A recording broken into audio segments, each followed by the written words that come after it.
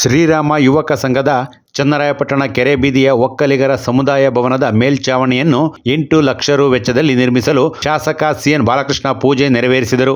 ಈ ವೇಳೆ ಶ್ರೀರಾಮ ಯುವಕ ಸಂಘದ ಅಧ್ಯಕ್ಷ ಕೆರೆಬೀದಿ ಸಿಆರ್ ಮಂಜುನಾಥ್, ಉಪಾಧ್ಯಕ್ಷ ಸಿಪಿ ಅಶೋಕ್, ಕಾರ್ಯದರ್ಶಿ ಸಿಎನ್ ದೊರೆಸ್ವಾಮಿ, ಗೌರವಾಧ್ಯಕ್ಷರಾದ ಸಣ್ಣಪ್ಪಣ್ಣ, ಪುಟ್ಟಸ್ವಾಮಿಗೌಡ, ಖಜಾಂಚಿ ಸ್ವಾಮಿ, ಮಾಜಿ ಕಾರ್ಯದರ್ಶಿ ಸಿಪಿ ಜಯರಾಮ್, ಪುರಸಭೆಯ ಸ್ಥಾಯಿ ಸಮಿತಿ ಮಾಜಿ ಅಧ್ಯಕ್ಷ ಗಣೇಶ್, ಮುಖಂಡರಾದ ಪುರಿ ಮಂಜು, ಕೆಎಸ್ಆರ್ಟಿಸಿ ರಂಗಸ್ವಾಮಿ, ಗುತ್ತಿಗೆದಾರ ಮಾರೇನಹಳ್ಳಿ ಚಂದ್ರಣ್ಣ, ನಿರ್ಮಿತಿ ಕೇಂದ್ರದ ಅಭಿಯಂತರ ಸಿದ್ದೇಗೌಡ, ಶ್ರೀರಾಮ ಯುವಕ ಸಂಘದ ನಿರ್ದೇಶಕರು, ಪದಾಧಿಕಾರಿಗಳು, ಸದಸ್ಯರು, ಶ್ರೀರಾಮ ಮಹಿಳಾ ಒಕ್ಕಲಿಗರ ಸಂಘದ ಪದಾಧಿಕಾರಿಗಳು, ಸದಸ್ಯರು ಹಾಗೂ ಕೆರೆ ಬೀದಿಯ ಮುಖಂಡರು, ಸಾರ್ವಜನಿಕರು ಇದೇ ವೇಳೆ ಉಪಸ್ಥಿತರಿದ್ದರು.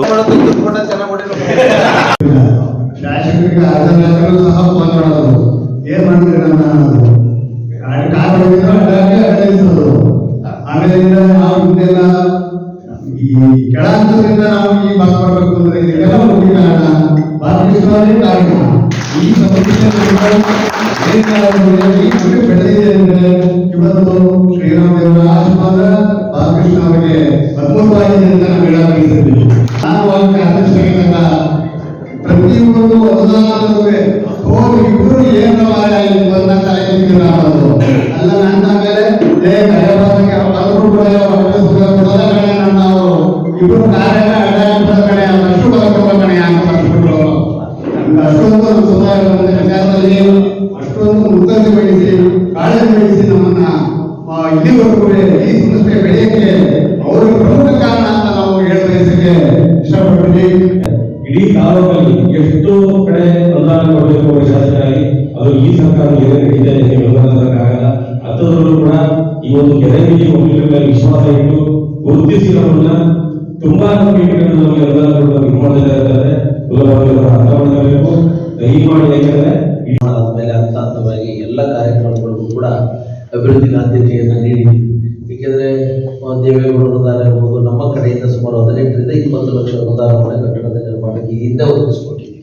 ಅದ್ರ ಜೊತೆಗೆ ಜನರೇಟರ್ ಕೂಡ ವೈಯಕ್ತಿಕವಾಗಿ ಕೂಡ ಉದ್ಘಾಟನೆ ಸಂದರ್ಭದಲ್ಲಿ ಅದು ಕೂಡ ಮಾಡಿಕೊಂಡಿದ್ದೇವೆ. ಇವತ್ತು ಮೇಲ್ಛಾವಣಿಗೆ ಒಂದು 8 ಲಕ್ಷ ರೂಪಾಯಿ ಅನುದಾನವನ್ನು ಇವತ್ತು ಮಾಡಿದ್ದೇವೆ.